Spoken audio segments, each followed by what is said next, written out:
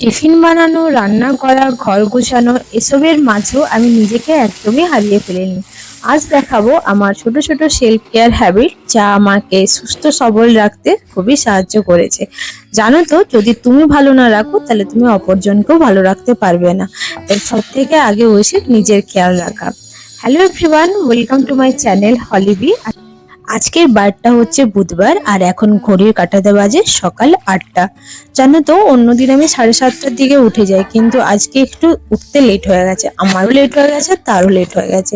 সে চলে গেছে মর্নিং ওয়াকে আর আমি বানিয়ে নিলাম আমার ডিটক্স ওয়াটার, যেটা হচ্ছে জিরা জল। তারপরে লেগে পড়লাম টিফিন বানানোর জন্য। আমি প্রত্যেকদিন ওকে টিফিন দিই আর চেষ্টা করি সেখানে কিছু প্রোটিন রিচ খাবার দিতে। আমরা টিফিনে সচরাচর ডিম টিম ডিম মাছ মাংস নিয়ে যাওয়া পছন্দ করি না। তো আজকে আমি টিফিনে বানাচ্ছি ওর জন্য মুগ ডালের চিলা। এটা খুবই হেলদি হয়, ফুলফিলিং হয় অ্যান্ড টেস্টিও হয়। তোমরাও চাইলে তোমাদের বাচ্চাদের টিফিনেও এইটা দিতে পারো। আর আজকে সবজির মধ্যে বানাচ্ছি কড়াই পনির।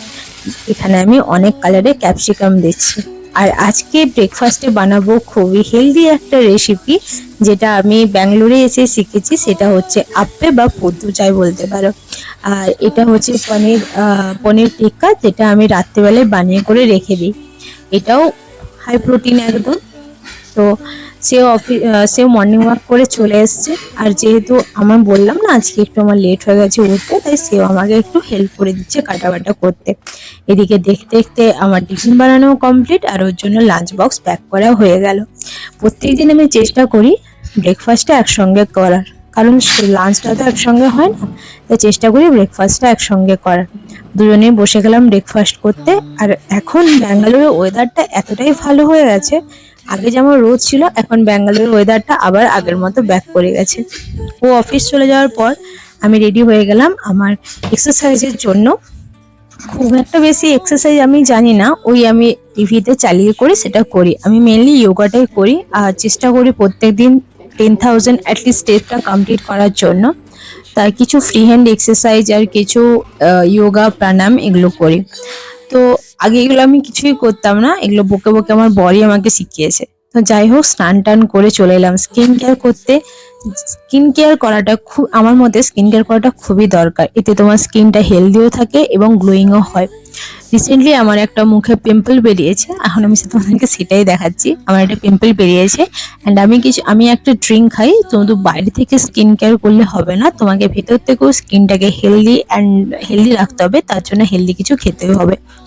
আর যতই তুমি ঘরে থাকো না কেন, সানস্ক্রিন লাগানোটা একদমই মাস্ট। আগে আমি এটা ভাবতাম যে ঘরেই আছি কেন মাখবো, কিন্তু না, সানস্ক্রিন মাখার পর আমি আমার স্কিনের মধ্যে অনেকটা ভিজিবল রেজাল্ট দেখতে পাচ্ছি। তো আমি ঘরে থাকি বাইরে থাকি, আমি সানস্ক্রিনটা মাখি।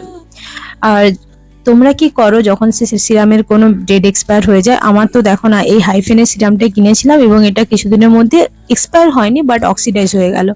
কিন্তু এত দাম দিয়ে কিনে কি ফেলে দেবো? আমি ওই সিরামগুলো গায়ে মেখে নিই।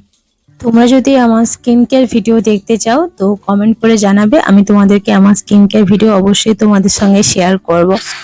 তো এখন আমার রেডি হয়ে গেছি আর আমি বাড়িতে থাকি বা বাইরে যাই সবসময় পারফিউমটা মাখি, কারণ যদি তুমি ভালো স্মেল করো তাহলে তোমার মনটাও খুব ভালো লাগে।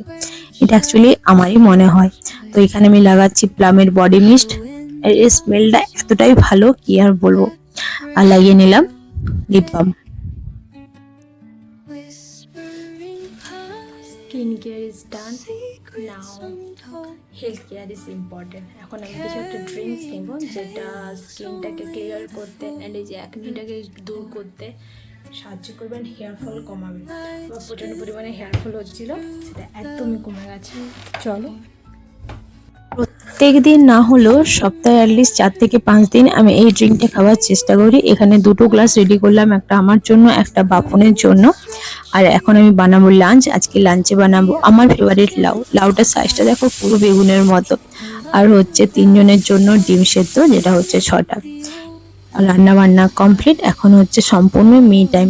এখন আমি একটু নিজের মতো করে টাইম স্পেন্ড করি, নিজের ইচ্ছে মতো কাজ করি, এডিটিং করি। এই সময়টা একান্তই আমার জন্য। আর এখন আমি পড়ছি অ্যাটমিক হ্যাবিট বইটা। তোমরা যারা যারা পড়োনি বইটা পড়বে, এটা খুবই সুন্দর একটা বই। তোমাদের ভিডিওটা কেমন লাগলো কমেন্ট করে জানাতে একদমই ভুলো না। দেখা হচ্ছে